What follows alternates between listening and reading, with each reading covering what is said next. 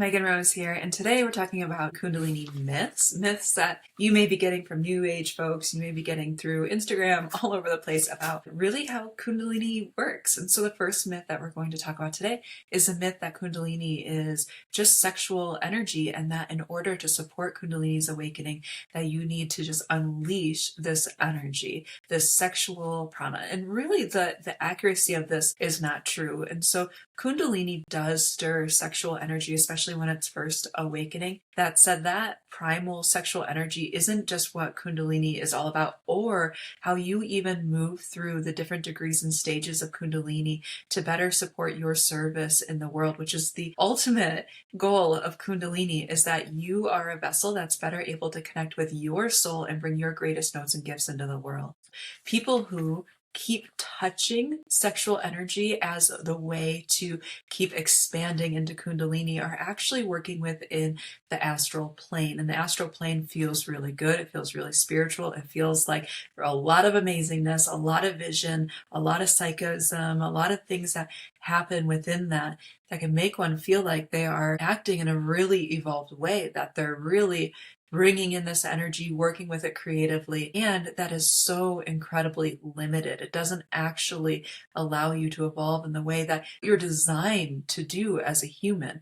And so essentially, like, what are the consequences of that? The consequences can be that you're not able to connect with how you can most serve the world, support the greater plan of the world and what can transpire for humanity. And when we talk about that, we're talking about how humanity has great pain and suffering and the realization of that. And so when we're just focusing on Kundalini in these superficial ways, we're not actually connecting with ways that we actually serve. And through that service, also completing different evolutionary type lessons and learnings that we get through being on this journey. So we actually could spend lifetimes just thinking that Kundalini is sexual energy, and that is definitely a limited model. And this next one's on Kundalini awakening through emotional highs. Now, when people first have Kundalini awakening, Kundalini continues to get active when you have emotional highs. Great devotion, aspiration. These are like the bhakti yoga kind of things of the world, or even people who just, you just keep connecting with devotion, even in a Christian sense or otherwise. It's continually using the matter on the astral plane to connect with devotion, which stirs parts of Kundalini, but then also stirs parts of our astral body. This is a real stage on the path, and this is a stage that some people will get lost in for lifetimes. So if you don't want to get lost in these stages for lifetimes, and you'd like to be of greater service to the world, and really truly learn and ground the different pieces for your embodiment, then getting stuck in that emotional piece is something to really, really look at. Sometimes those emotional pieces can even look very, very peaceful, not even just high emotional states. It can be operating in there's different qualities of emotion that are really nuanced, which I talk to with people when we work together, because these things are very nuanced. And it's really important, because I've said this in many videos about how strong our emotional body is, that it feels so powerful. And because that, we get false information thinking that we're so much further on the path than what we are. I'm going to say this again, because people will hear this and they'll think I'm talking about someone else. Think about your own path right now. Are you feeling great emotion, using emotion to connect with Kundalini, or to feel, to continue to use feeling, whether that feeling is peace, or that feeling is bliss, or that feeling is creativity, to keep operating within Kundalini? And that's where we go from lower understanding to realizing, oh, I could start to bring in my higher mind, I could build out my light body, and I can connect with my soul. Soul feels different than the emotional highs of Kundalini that occur. And again, it's nuanced, and there's a huge, huge difference. And so know that aspiration, devotion, even to gurus, to saints, is not the entire path. This next one is on this Kundalini making you more powerful. People having charisma, or all these different things, power moving through them. A few things to speak on to here. Some of what Kundalini does, or when people do have Kundalini awakening, there may be a certain level of integration in their personality. And then coupled with Kundalini, people who are operating in these realms, the New Age realms and things of spirituality, are using astral plane material to then channel that energy. Remember, the astral plane is one of the strongest ones and easily accessible to people spiritually. And they'll use that astral plane energy and they'll use it in a way to manipulate. They'll use that energy as magnetism rather than soul radiance. When we're talking about true power and what Kundalini gives you, Kundalini advances based on your ability to hold responsibility in the world. The true test isn't how powerful you are. The true test is how much light can move through you undistorted. Every single chakra that you have in your system is a lens. And when information comes in, even if you've learned how to access the higher planes of whatever your interpretation of higher planes is, you get maybe creative downloads. Those creative downloads will, even if they hit your visual cortex, will be viewed and interpreted through your personal lenses all the way through your system. You could interpret it through multiple chakras. There's some people that will just focus on processing information in one chakra. So ideally, we learn how to connect with our soul, and then we process information through our soul, and hopefully we have a soul-infused personality as much as possible. And when we have a soul-infused personality, it cleans up those lenses. So then information that we get, it's not distorted, or some people get it distorted and then a bunch of astral energy, they cloak it and it manipulates and it comes out into the world into really beautiful things, beautiful sayings, beautiful work of art, beautiful works of service. And if you think about all that needs to happen in our world right now, we're all connected. We're all part of this evolutionary cycle. What happens in countries that are experiencing famine and war, those are soul pieces that collectively we all share a part in. And if right now it is so important that, if you ever hear that saying, hitting the nail on the head, that it's so important that there's an exactness of hitting the nail exactly where it needs to go, that somebody can serve exactly the way that they can most optimally serve in the world. How important is it to receive those messages of how you can most support the world and hit the nail on the head every single moment, every single day, the best way that you can? Okay, so tying into this, very, very obvious is that Kundalini is a personal journey. Another myth. Kundalini is not about you becoming some enlightened being. I know there's so many spiritual things out there that say, your greatest service to the world is becoming enlightened. And how true does that say? Yeah, how important is that? But let's take away a little bit of glamour on that. Some people will interpret that as my greatest service in the world is just for me to work on myself. When truly the greatest service in the world is becoming that clear lens that hits the nail on the head to support the greater plan, to reduce the suffering in the world. I think it's important too, there might be misinterpretations about what service is. You could be an engineer, you could be not a spiritual teacher, not some type of just spiritual facilitator, and greatly serving the world. You could be working in, ecology or economics or politics. There's so many different things in our world in the way that we need servers in the world. And so not to confuse that, I'm on the spiritual path and I must then need to be a spiritual teacher, because every single industry needs your service. So what really happens is that Kundalini, yes, it rises, it refines the personality, but it refines the personality in a way that the personality can better serve the plan, that it can serve the whole. The next myth is about Kundalini being just the spine and this energy moving up the spine. And yes, you may be feeling fire and Kundalini moving up the spine, but there's more fires involved than just the fire from the base of the spine or from Kundalini.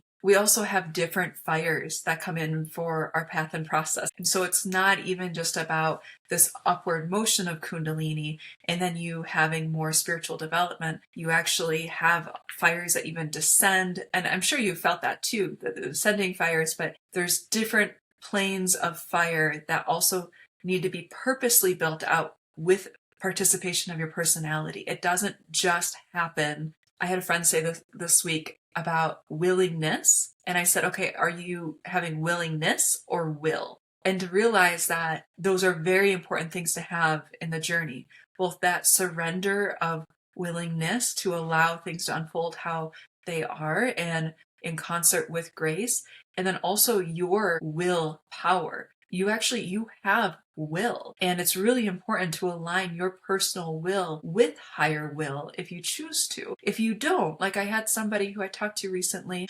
who was like following every single thing that they felt like Kundalini was telling them to do. And that's not okay.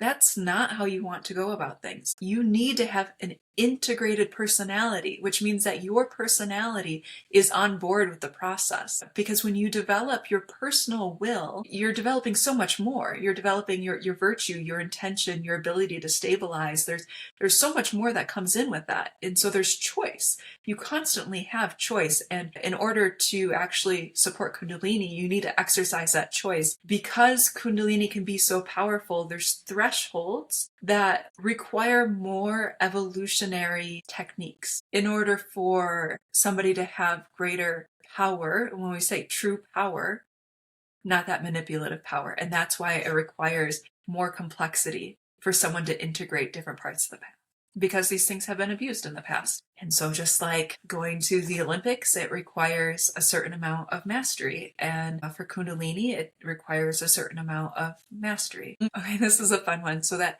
Kundalini equals enlightenment. And I've had so many people over the years who feel maybe they have a little bit of like, well, I know I'm not completely enlightened, but they feel like they've got a lot of integration. And the strongest way to tell how much integration you have is how much you're serving in the world. And not just willy-nilly serving in the world because you feel like, oh, that means I have some integration, so I'm going to go, volunteer.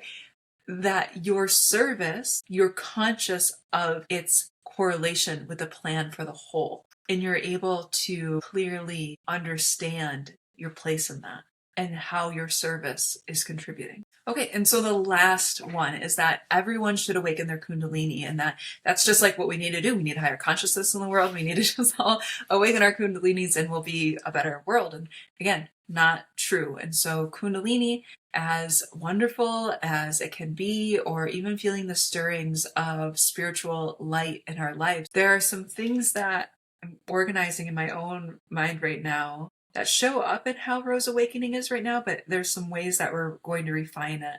And this is thinking about how first you need an integrated personality to support Kundalini awakening, and then a soul-infused personality. And then eventually we have our connections with spirit, which connects you with your ashram and things like that allow you to better understand the plan. So starting off the integrated personality piece, this is so important because it allows us to have greater skill and a foundation in the other pieces. I don't know if you've ever seen where there's a great athlete, and this athlete is so naturally gifted. But when they get into, say, college level, university level sports, that in order to go to the next level for this particular athlete, there may be a needing of breaking down certain habits because they maybe relied on certain natural skills and they didn't have enough of foundational skills to take them to the next level. Or maybe it happened in high school or something, right? For the metaphor here. And if you've ever witnessed that, there may have been kind of a bucking in that person. They want to just do it the way they know how because that way gets them the results. And they know they can get results that way, and those results have served them. And that's what gets tricky is when people open up Kundalini awakening, or they have psychism or mediumship or these different siddhis or abilities, healing abilities, and they have a shaky foundation, not an integrated personality. There's so much imbalance, creating anxiety and pain and suffering and a great emotional rapture and highs and lows and all these different things because there's not the stabilized integrated personality first. And that can cause a lot of, so it actually goes back to that example of like the tortoise and the hare, the tortoise taking its time and really being methodical along the way. And that can really save a person a lot of pain. So somebody could kind of rush through things. And then when somebody says, okay, well, in order to actually build out the higher mental plane, your light body, you need to do these things, the person may feel like, well, now I don't feel as much light. And now I'm struggling. And they'll feel like they're going backwards. But the thing is that in order to move forward, they need to have integration fully. And so that's why I don't just recommend doing a bunch of things to awaken Kundalini, because it can keep people in that area where they struggle for lifetimes, thinking that they're spiritually evolved because they have all this light and things coming in. And in order to do the things to truly transcend them in a different realm, they need to essentially go back. And it doesn't feel as much light and bliss in doing that. And people struggle with that choice. And eventually, after a few lifetimes, you eventually get the idea like, oh yeah, I need to make this choice and do this. So happens, I guess, at some point or another. If you've seen yourself in any of this today, if you put it in the comments, I'm sure it helps other people to like feel your energy and the groundedness of being able to, oh yeah, I see this in my life. I've seen these myths. This is how it showed up for me. This is how Kundalini sexual energy has showed up on my path. Kundalini awakening as the main goal, not the byproduct of integration. Kundalini awakening through emotional highs. Kundalini making you more powerful as another myth. Kundalini as just a personal journey rather than group service. Kundalini just being about the spine. Kundalini equaling enlightenment, and that everyone should try Kundalini awakening. So if you have anything that's come up for you that you feel called to share, please do, because your energy in the comments is always supportive, not just for me, but for the entire group. So if you've made it this far, I'm wishing you so many blessings. Take care.